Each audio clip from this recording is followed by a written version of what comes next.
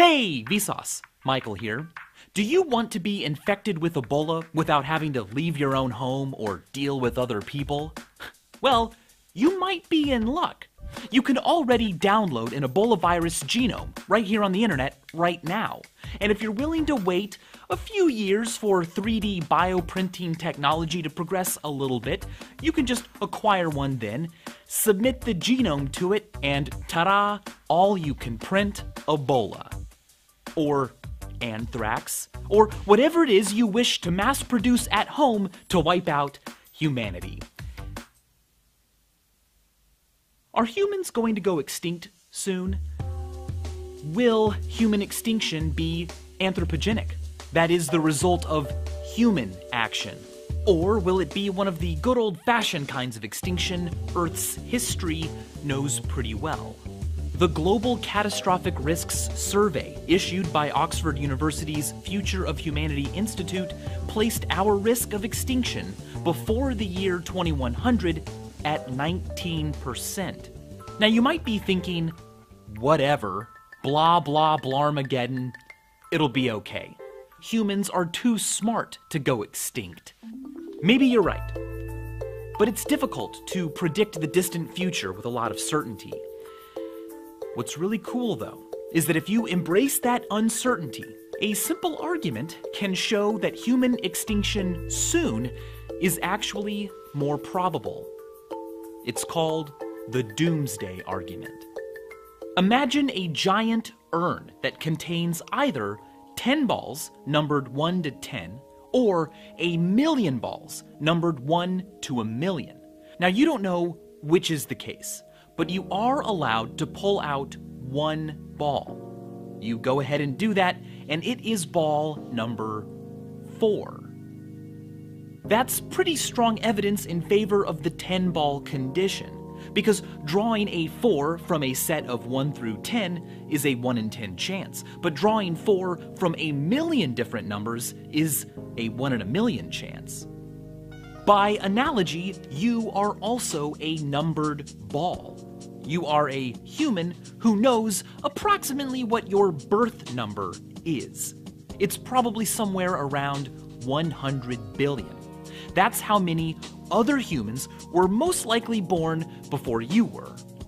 Importantly, you didn't get to decide which birth number you would have. So, just like the number 4 ball, you are a random sample from the set of all humans who will ever live. The doomsday argument points out that from 200 billion people, there's a 50% chance that a randomly chosen person, like you, would be born in the first 100 billion. Whereas if there will be 10 trillion humans, there's only a 1% chance that any given human, say you, would happen to be born within the first 100 billion. Either you are special and lucky to be born so improbably early in the story of humanity, or your birth number is to be expected. Because there will not be tens of trillions of humans, human extinction will be sooner rather than later. But before you become too convinced that the end is nigh, keep in mind that the doomsday argument is not uncontroversial. One problem it might have is a reference class problem. Are you really a random sample from the set of all humans who will ever be born? Well, if you believe that in the not-so-distant future, humans will be quite different than they are today. For instance, they'll be full of more 3D printed organs. The mere fact that right now there aren't very many humans with that trait could be evidence that you aren't a random sample from the set of all humans, just from the set of all humans like you, like those around you, those born earlier in human history. Also, the doomsday argument doesn't consider the likelihoods of actual threats or human advantages over those threats in the future. It just assumes that we don't know which way the balance will lie, that human extinction soon and human extinction later are equally likely. But maybe you don't believe that. Maybe you are convinced that human ingenuity will always stay one step ahead of any extinction event thrown at it. You could be right. But there's reason to doubt that optimism.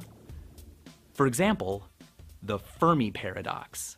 If it is likely that intelligent life forms in our universe are capable of living for billions and billions of years, where are they? Why are the skies so silent?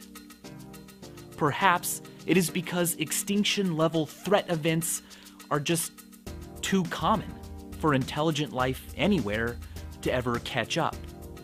So, does this mean we should just give up? The voluntary human extinction movement thinks so. Founded in 1991, its supporters believe that humans are a negative influence on Earth and always will be. Thus, we have a moral obligation to just stop reproducing right now and fade away. But what would a computer do? In a way, that's kind of what Tom Seven did. He created a program that plays video games. The program came up with novel techniques and strategies for playing games and even exploited glitches humans didn't know about, or at least hadn't told it about. He also had the program play other games, like Tetris, which I think is relevant to our question. The computer struggled to figure out what to do. You see, the computer wasn't programmed to consider future repercussions far enough ahead to notice that stacking tetraminos in certain ways made a big difference. On one run, when faced with imminent demise, the computer did something eerie. Rather than lose and receive a game over, it just paused the game. Forever. Tom Seven describes the computer's reasoning like this: the only winning move is to not play. And that's right. If you pause a game forever, you will never lose that game.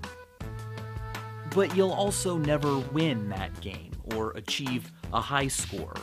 Now, we might not know what achieving a sentient life high score in this universe means, or whether or not we're capable of achieving one. We might also sometimes panic when the future looks bleak. But if we keep playing and keep learning, chances are we could eventually figure it out and start playing really well. So, thanks for continuing to play, for being here, and as always, thanks for watching.